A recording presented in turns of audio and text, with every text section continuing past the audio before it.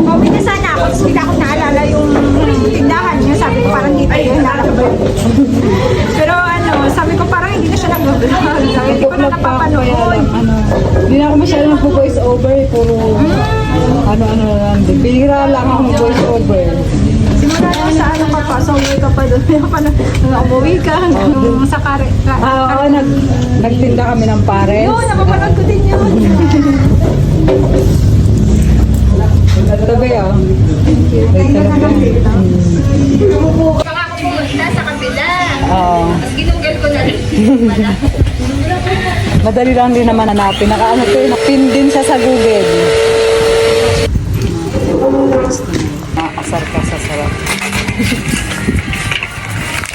Para kong biro ka na.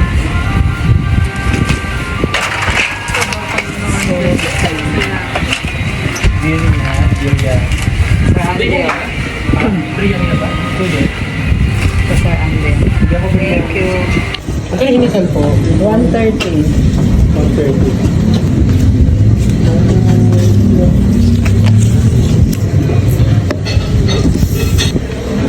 $27.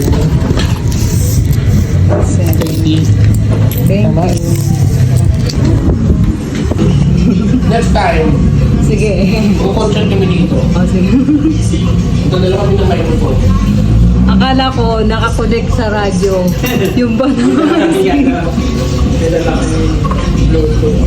Half-break chicken biryani. Okay na. Sige na. Then, inasal. Sarap. Half-break. Inasal po. Yung customer namin, sabi niya sa akin, hindi niya raw alam na mayroon daw biryanihan dito sa bayanan. Kaya first time lang matitikman yung aming biryani. Beo. Service what I get that?